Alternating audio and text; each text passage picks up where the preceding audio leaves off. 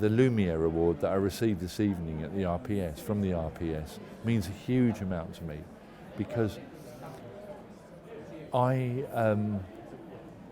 started with stills photography, and then I took that stills photography, many years of stills photography, as a young man, I was still at school, and then even passionate about stills photography for quite a few years after, led me into cinematography, into film.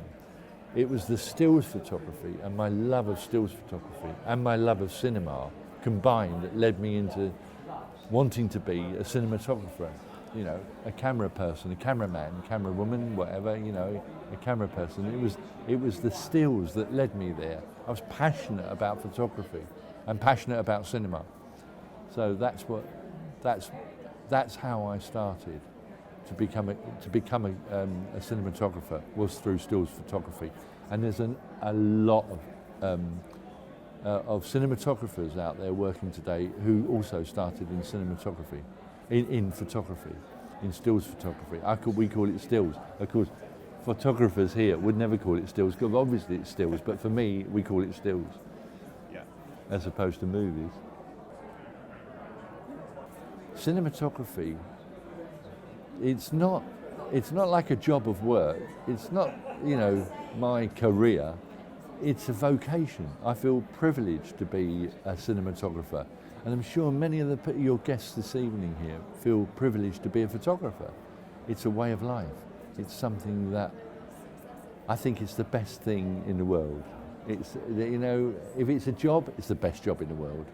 To be behind a camera, to be on a film set, to be lighting and creating a mood, an environment, a palette, a look, tell a story on film. I'm passionate about it, and I would do it in a way. I would do it without any recompense of money. I feel so strongly.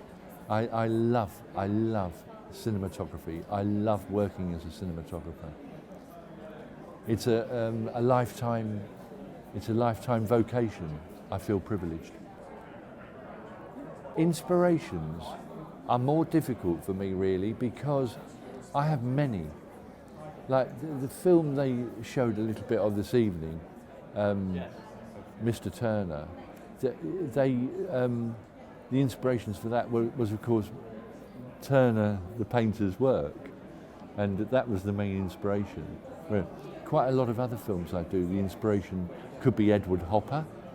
I'm a fantastic disciple of Bill Brandt and Irving Penn and Richard Avedon. Many of the photographers here tonight, Paul Strand, too many to talk about. Different films, I'm inspired by different artists, but Hopper, always come back to Hopper.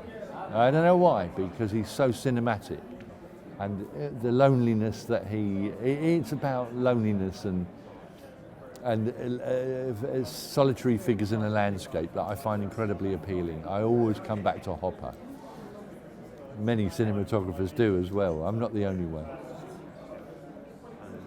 What's the highlight of your career? I'll just say something else about that, and that is that very often when I'm researching a film, it's not really paintings that I look at, it's photographs. Photography, I would say, would be the biggest inspiration for many cinematographers. It's the photography, the archive of old photography or contemporary that inspires cinematographers. Because whatever subject you're going to make a film about it, you can be sure that there's a whole archive of work related to the subject you're going to do.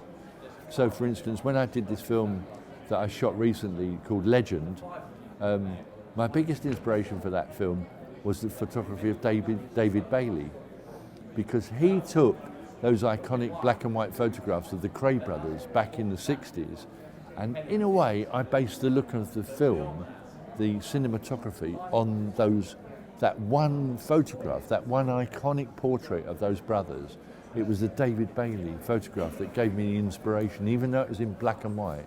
And I photographed the film in colour. It was the Bailey shot, the Bailey still, that inspired me.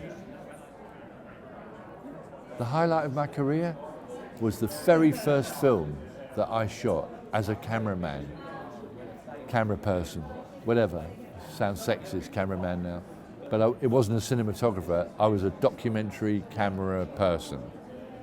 Documentary camera photographer, whatever, you don't know, cameraman really.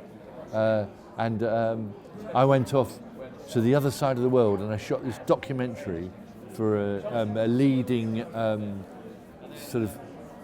threatened tribes under threat called Disappearing World for Granada TV. And this was my first film job as a cameraman, fully fledged, not as an assistant. I went off to do this film. That was the highlight of my life. It was the most fantastic experience.